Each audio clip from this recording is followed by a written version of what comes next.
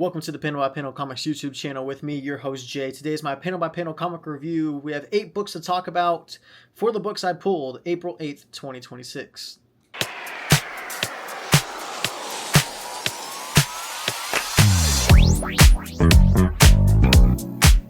Before we get into this, if you guys enjoy comic book content, please go ahead, hit that like button, hit that subscribe button as well for nearly daily comic book content and shorts all throughout the week. So guys, let's go ahead, get it started with the book coming in at the bottom. It's going to be Absolute Green Lantern. This is issue number 13, 32 pages, $5 for this comic book. And as a person who isn't the biggest Green Lantern fan, there was a lot of Green Lantern lore talked about in this issue that I just could not really get the hang of, and there's just a lot of talk I didn't understand. It went soaring way over my head. There was a lot of just talking in this issue, not a whole lot of action. I thought we were going to get Tomar Ray, a lot more Tomar Ray in this issue, who I actually prefer. He's a really cool character, but there wasn't any in that. We see this society who is honestly really just a bad group of people, and they go into the Zero Zone. It's this place called the Zero Zone, and it's very similar to the Negative Zone, how I feel in the Marvel side. It's just a lot more complex. We don't really get any Joe Mullen. There's zero Joe Mullen. We get some battle with these couple characters, and there wasn't really anything that I enjoyed. We got a reveal of the person that's at the end of this Zero Zone, because the only way to get through is to go all the way through, and no one escapes, just this cloud person, this mask. Yeah, for me personally, this is gonna be it for Absolute Green Lantern for me personally. Not good enough. I give it a D+. Sorry, Al Ewing, I gave you 13 issues. I'm not going to spend any more of my hard-earned money on Absolute Green Lantern. Next, coming in at number 7, Supergirl, issue number 12. Now this is kind of this upsets me because I really wanted to like this comic book, but we have Lena and Connor who are having a little bit of flirting and teasing with each other before they find out, or they don't find out, but they're like, hey, we haven't seen Kara in quite some time, maybe we should go looking for her. And after some discussion, they go into the Fortress of Solitude. They see that Kandor has like this big old gooey stuff at the top. It just looks terrible. There's smoke everywhere because there's the battle going on right now between the young Kandorians and the older generation. And we see Kara waking up from her battle that ended in the previous issue, and she's all banged up, has a cyborg eye, a cyborg arm, and she's getting told all the things that they had to do to her to make sure that she can recover because she doesn't have that yellow ring of Kandor to generate her powers. And she gets into an argument with Breezanne, basically talking about what's going on, why are these people rebelling so much, and it kind of just sounds stupid. Basically, the older people are like, no, they don't need to know our secret. They don't need to know that we are a bad people. But the young people can obviously tell that that they're not the good people. And it's not as black and white as good versus evil. It's more just oppressors and people that aren't being transparent. We always love transparency. But we get the reveal of Team Thunder, which is kind of weird because it's just Boy Thunder clone versions of him. 2 came out as male, 1 came out as female for whatever reason. Sorry, I just noticed this little cowlick in my hair. That's weird. And that was kind of weird. I didn't enjoy it too much. Supergirl just had a lot of different stuff going on. We saw a fight with Kara and Black Flame. And then the cyborg gadgets started acting weird, and Kara got into a big scuffle, and the gadgets were almost killing Black Flame, so she's trying to hold back and make sure that these cyborg gadgets don't do anything. And then out came Team Thunder looking to support Kara and kill Black Flame. It was all around not the best issue of Supergirl. I'm going to keep reading it, especially with the Summer of Supergirl coming out. I gave this issue a C+, and it comes in at number 7 on my panel by panel comics review. Coming in at number 6, this is Knull, issue number 4. Not a lot of movement in this issue in terms of the plot, but a big fight between Knull and Eddie Brock, the illuminated version of him. So we get this sight of Knull as the light god, and it looks really good in my opinion. And Knull is really funny in this issue, and that kind of helps. Some really good one-liners. This was the part that I thought was a spoiler. It didn't really end up being a whole important thing. It's Knull basically plunging his stick or his power source for this new light powers that he got into the illuminated Eddie Brock. And it was cool. The fight that they had was entertaining. Knull had some good one-liners. Eddie, the illuminated version, had a good couple moments in this comic book. But Knull ultimately kills the illuminated at the very end, becomes the light god, and that was basically it through this whole comic. That was the moral of the story. And as soon as he was about to leave and find Hela and try to regain control of his symbiotes, an old foe comes back to challenge him once more, and I'll let you guys have to read and figure out who it is on this comic. But guys, Knull, issue number 6, is a C+ for me. Not that great. Al Ewing, I'm expecting some better stuff. Venom has been really fun, but so far, Absolute Green Lantern and Knull, not for me personally. Next, we go over to Ignition Press. We have Murder Podcast. This is issue number 6, 32 pages, $5. We start with the next murders suffered from the podcast. We go to this yoga studio, and this lady was trying to play a music for the people practicing yoga, and it started playing the podcast, and they all went crazy. And then we cut back to the house of Josie, and we see this dude banged up, and he kind of got knocked out. And then we see what led to him getting knocked out. He invaded into their house, and they all just jumped him and started kicking him, and it became a whole thing.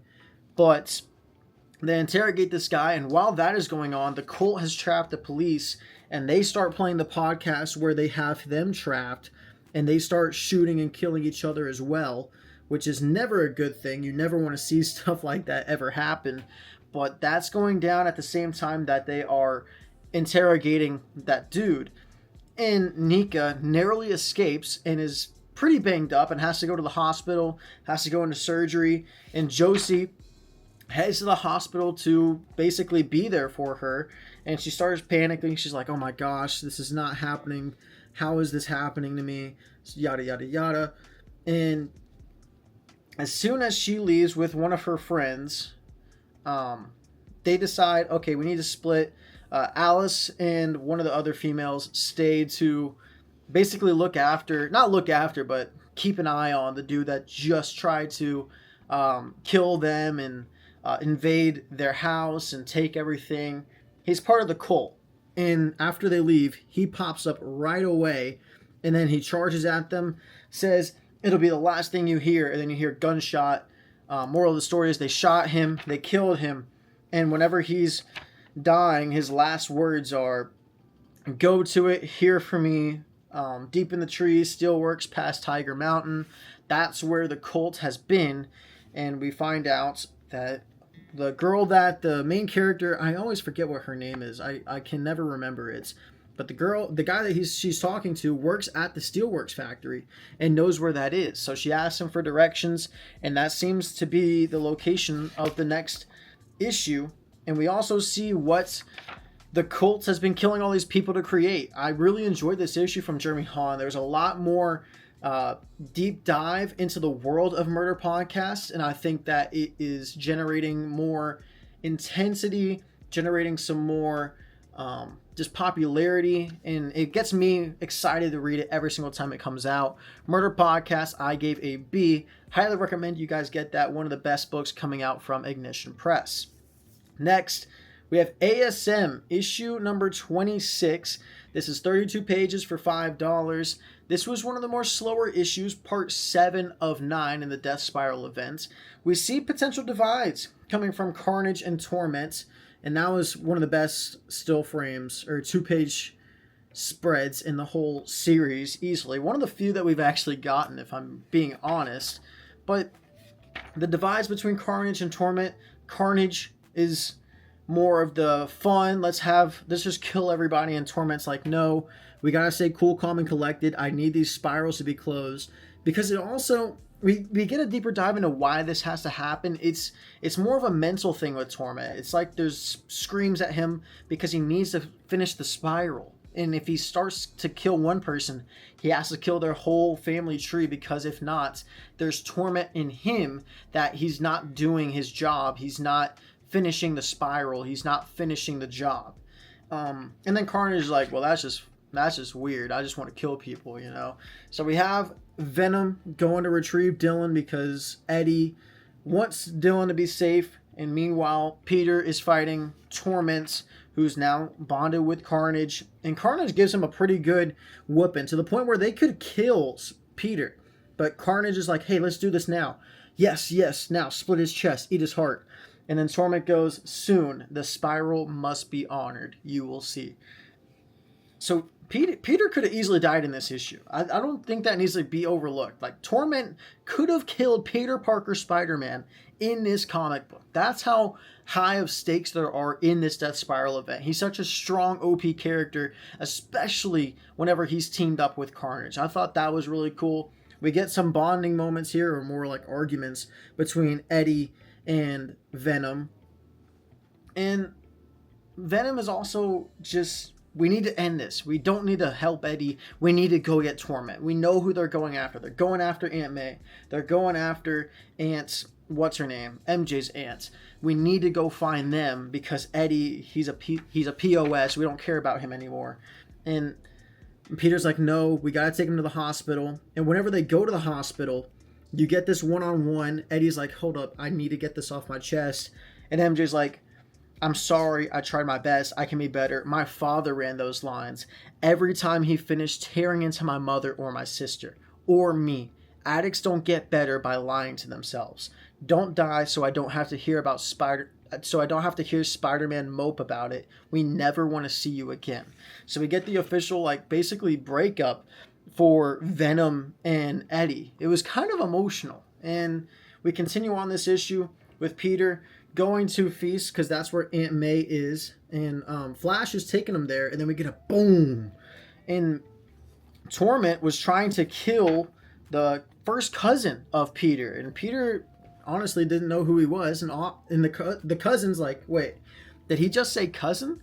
Are you my cousin? And Peter gets his way out of it, saying, don't trust what a psychopath says. But we see who the next target is for Carnage / Torment in this issue. It was overall a solid book. A little slower in terms of, I wanted to see a little bit more death, but I think that's just me because I'm a weirdo. Nonetheless, solid B+ book, really good, highly recommend. Just whenever the trade comes out, or the omnibus or whatever for this Death Spiral event, I highly recommend it. It's been one of the best events from Marvel in such a long time, specifically a Spider-Man event, whenever we had Gang War and all the other stuff that we've had with him recently. But down to the final three. Coming in at number 3, I know people probably won't like this pick, but I got Black Cat, issue number 9. This is 32 pages, $4. Now, this story continues from Felicia stealing the Siege Perilous, I believe that's how you say it, and it takes them into these false realities, and we jump right into a high school Felicia, a high school Peter, high school MJ, high school Gwen, like everybody's alive, and they're like, wow, this reality is amazing. We can have a do-over. We can change our lives and live here, and it will be so much better because we know the bad things that happen in our world. We can just replicate them, or not replicate them, but learn from that and live better here. And really, MJ's the one that's all for it. She's like, Felicia, maybe this is a second chance. Maybe we can live the life that we always wanted to.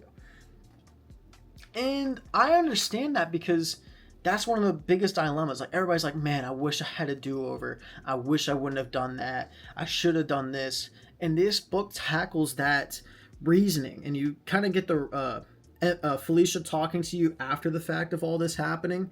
And they live their lives. MJ becomes a Hollywood star. Felicia has a good life with Peter. They have kids. They fall in love. The Green Goblin never murdered anybody. Peter Parker never has to put on a mask. He never got bit by a radioactive spider. But then they're like, when they get older, MJ doesn't have any Hollywood offers anymore. They think she's too old. Felicia, she's just kind of bored with life. She says to have an ordinary life, and I mean, and do you know what I find out? And finding success at a job you love, that's pretty extraordinary too. But age comes for everyone. This is real life after all, and in real life, nobody gets to outrun disappointments. And whenever they come together and like, yeah, I wish we could kind of go back to our old lives, a tunnel forms under them and they spawn into this like meta tech world where everybody has a meta suit or a tech suit. And they meet this person called, let me try to find it. I know I put it in my notes somewhere. Singularity, who has spent 30 multiverse years in these false realities. She helps Felicia and MJ get back to the negative zone, but whenever they get there, they find J. Jonah Jameson chilling there, kind of stalking them, and that's never a good thing. That's going to be where this issue heads next, or this series heads next. Black Cat, B+ for me, and the moral of the story, as it was a really good book, the moral of the story is for Black Cat, issue number 9, enjoy your life as much as you can, and you might want a do-over, but your life is working out the way it is meant to be. You have to enjoy the positives and learn from the negatives. Life is experienced through trial and error, not through perfection. Nobody's perfect. That would be the moral of the story, and it felt really good to get a story like that, because we haven't gotten a story where it's just you try to live a different life because you get this second chance and you're like, wow, it's actually not as good as I thought it would be. Grass isn't always greener on the other side. And I thought Black Cat issue 9 from G. Willow Wilson really replicated that very well. That's why it's third on this list. Coming in at number 2, we have Bleeding Hearts. This is issue number 3, 32 pages for $4. A great issue from multiple perspectives in this book. We start off with Poke, who we come back after he found Kara and Rabbit hiding out, and we learn that the zombies can't actually understand the human English of a normal person, from Kara, from Rabbit. And that's kind of an interesting perspective, because he's just like, y'all need to be quiet. Y'all are just really loud. I don't know what y'all are saying. But also, they don't understand what he's saying. And Kara is very freaked out because she sees a zombie. She's seen many zombies kill people. She's seen zombies, well, not seen, but she's heard zombies tearing apart her husband, the father of Rabbit. And she just finds it hard to believe that this is actually happening. And she keeps holding a gun to him like the whole time. And she finally goes into hiding, making a ton of sound. And he barricades them in the ballroom and finally goes out to see his friends. And they're doing this zombie council thing, and that looks pretty cool. But it's basically, at least according to Poke, every so often the whole horde gathers together and watches a few ancient corpses argue themselves to life. It's basically pro-zombie, and the humans aren't too bad. That's basically the two sides. And they say it doesn't matter, but I feel like that's going to come back to bite them. Or I guess that's kind of a pun, come back to bite them in this series. But then we jump back to the perspective of Kara, who's trying to figure out an escape because she thinks that Poke is going to get all his friends so they can come and eat them. She does not have any trust in Poke. So she finally escapes, and whenever she does, she makes it through the holes, but then she heads outside and sees one zombie, turns the corner and sees more, and then there's just a whole horde of them chasing after her. And now she's like, oh my God, what's going on? I know this is never going to happen. Also, heaven and earth, we'll see each other again, yada, yada, yada. And she puts a gun to her kid's head because she would rather her own child die with a quick gunshot wound rather than being torn apart by zombies. And that's fair. But also, this is your fault. You got your child into this mess. And I think it's also because she's just dealing with so much stress, so much anxiety. You just were basically helped out by a zombie for the first time ever. Nobody's ever heard of this. She had like a theory that like the zombies are going to fatten her up and make her taste better and stuff like that. It was kind of funny because everybody's like, oh, they're just fattening me up. But then Poke helps and creates a distraction for Kara and Rabbit to go back into hiding, and they retreat back and successfully hide. But Kara is still sketched out from Poke. I think Poke and her will get along in the next issue, and hopefully they can learn and develop and potentially get a form of communication between each other. Maybe it's like a letter thing, who knows. But Bleeding Hearts, for me personally, was an A-. Comes in at number 2 on my panel by panel comic review. Next, this is pick of the week. Coming in at number 1, we have Iron Man issue number 4, 32 pages, $5 for this comic book. We start off on the very first page getting a flashback of Adam Ware, who is the man that won the Stark Award, one of the hostages. And we see what his life was like. We see that he was a teacher and that he was such a brilliant mind, but he only wanted to teach. And he kind of gets buzzed and shocked from, I believe his name is, I always forget what his name is. It starts with an F. Fixer. Fixer shocks him, and then he gets into an argument with Madame Mask. He's like, you need to stop doing this. You are getting way too soft. Ever since Tony got here, you've gone soft. You need to figure out what you want to do. Do you want to become the leader of AIM, or do you want to be with Tony? Do you want to baby Tony? What do you want here? And then we cut back to Tony trying to figure out an escape. He's kind of working through it. He's been doing a decent enough job. But while working on his suit, he starts talking to Adam Ware after Adam Ware sends this helmet to him, and he created this communication technology. And Tony's like, wow, that's pretty impressive. I just haven't been able to create anything. I've just been upgrading. I haven't been able to spark something out of my brain to create this new technology. And then all of a sudden, after a conversation between the two, which I thought was really cool. I love the blue and then the yellow, the different colors to identify who's talking in these scenes.